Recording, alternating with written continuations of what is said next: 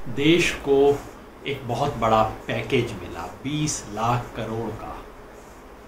किसान का जिक्र एक बार नहीं 3 बार हुआ, बड़ी बड़ी चर्चा हुई, अंत में किसान खाली हाथ आया।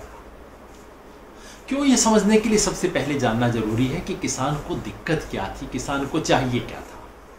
कोरोना के चलते लॉकडाउन हुआ, किसान को अपनी फसलें खासतौर पे सब्जी फल फेंकने पड़े। वो चाहता था कि उसे उसका मुआवजा मिल जाए। तमाम जगहों पे मंडियां बंद रहीं, अभी भी मंडियां ठीक से काम नहीं कर रही। किसान चाहता था कि उसको फसल का जो दाम सरकार ने तय किया है एमएसपी, वो मिल जाए।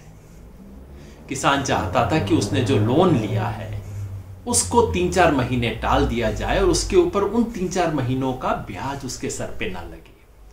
और अब जो नई फसल आ रही है उसमें डीजल के लिए, बिजली के लिए, खाद के लिए थोड़ी राहत मिल जाए।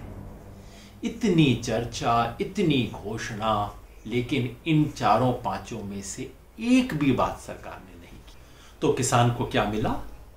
सबसे पहले मार्च के महीने में निर्मला सीतारमण जी ने घोषणा की कि किसान को किसान सम्मान निधि का 2000 रुपया हर किसान को मिल जाएगा।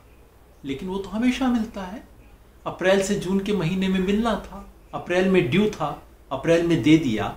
ये लॉकडाउन के चलते विशेष पैकेज कैसे हो गया?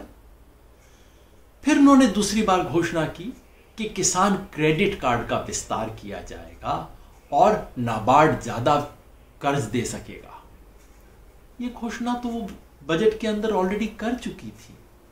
और दिक्कत ये है कि केसीसी और इस तरह के बैंकों का कर्जा 50% किसानों को तो मिलता ही नहीं है।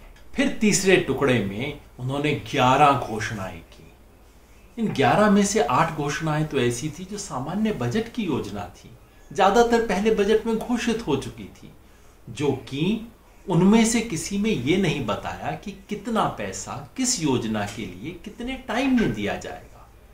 इन तमाम घोषणाओं में, पहली 8 घोषणाओं में एक भी घोषणा ऐसी नहीं जिसका लॉकडाउन और किसान की जरूरत से संबंध हो। एक घोषणा ऐसी नहीं जिसका विस्तार में सरकार ने ब्लूप्रिंट बताया हो। 3 बड़ी नीतियों की घोषणा की, कॉन्ट्रैक्ट फार्मिंग होगा, इंटर स्टेट मूवमेंट पे बैन हटेगा और एसेंशियल कमोडिटीज एक्ट नहीं लगेगा। तीनों ठीक हो सकती हैं, लेकिन उसका आज क्या मतलब है?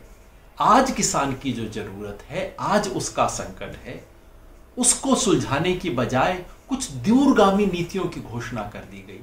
क्यों? ताकि चर्चा हो। प्रेस कॉन्फ्रेंस इसलिए हुई ताकि प्रेस कॉन्फ्रेंस हो, ताकि टीवी के फुटेज खाई जाए, ताकि शाम को टेलीविजन चैनल उन बातों पे बहस करें, ताकि अगले दिन हेडलाइंस में प्रवासी मजदूर घिसटते हुए, भागते हुए, नंगे पांव चलते हुए उनकी तस्वीर ना आए। किसानों के लिए पैकेज के बारे में चर्चा हो। ये है कि